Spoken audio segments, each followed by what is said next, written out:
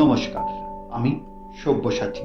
আজ আমি আপনাদের সামনে তুলে ধরব এমন এক মহান শিল্পীর জীবন কথা, যিনি দুঃখের মাঝেও হাসির প্রদীপ জ্বালিয়েছিলেন। চলুন শুনি সেই কিংবদন্তি চার্লি চ্যাপলিনের অবিস্মরণীয় গল্প। ১৮৮৯ সালে ১৬ই এপ্রিল লন্ডনের এক হতদরিদ্র পরিবারে জন্মগ্রহণ করেছিলেন চার্লস স্পেন্সার চ্যাপলিন। বাবা ছিলেন যাযাবর সঙ্গীত শিল্পী আর মা ছিলেন স্টেজ অভিনেত্রী। কিন্তু শৈশব কেটেছে তীব্র দরিদ্র আর অনিশ্চয়তার মধ্যে। মাত্র ৫ বছর বয়সে একদিন মায়ের কণ্ঠস্বর মঞ্চে ভেঙে যায়। ছোট্ট চার্লি তখন সাহস করে স্টেজে উঠে মায়ের জায়গায় গান গাইতে শুরু করেন। আর সেই প্রথম দর্শকরা মুগ্ধ হয়ে হাতে তালি দেয় এক ছোট্ট ছেলেকে। চার্লির কৈশোর কেটেছে অনাথ আশ্রমে, রাস্তায়, কখনো কাগজ বিক্রি করেছেন, কখনো নাচিয়েছেন, কখনো হাসিয়েছেন মানুষকে। কিন্তু তার মনে ছিল একটাই বিশ্বাস, দিন পাল্টাবে, আমি হাসির রাজা হব।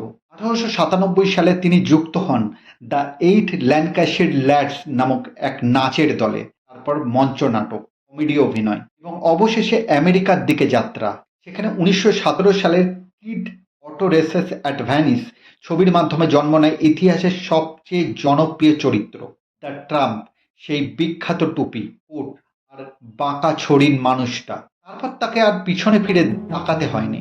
The kids, city lights, modern times, the great director, এরপর এক মাস্টারপিস। চার্লি শুধু কমেডিয়ান ছিলেন না, তিনি ছিলেন সমাজের ব্যঙ্গচিত্র, সাধারণ মানুষের কণ্ঠস্বর। দরিদ্র, যুদ্ধ, নিষ্ঠুরতা সবকিছুকে হাসির মোড়কে তুলে ধরতেন। চার্লির জীবনেও কম ছিল না দুঃখের অধ্যায়, রাজনৈতিক বিতর্ক, নির্বাসন, ব্যক্তিগত ট্র্যাজেডি। তবুও তিনি কখনো থেমে যাননি।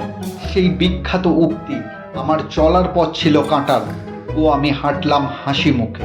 ১৯৭২ সালে দীর্ঘদিন পর আবার আমেরিকায় ডাকা হলো। একাডেমি অ্যাওয়ার্ডস মঞ্চে যখন তাকে দাঁড়িয়ে অভিবাদন জানানো হয়েছিল, চার্লির চোখে তখন জল।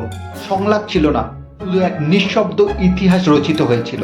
১৯৭৭ সালের ২৫শে ডিসেম্বর টিভির মঞ্চ থেকে চিরবিদায় নেন চার্লি চ্যাপলিন।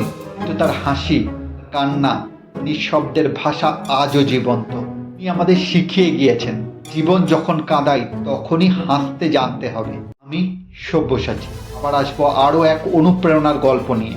ততদিন নিজেদের হাসির আলোয় উদ্ভাসিত রাখুন। ধন্যবাদ।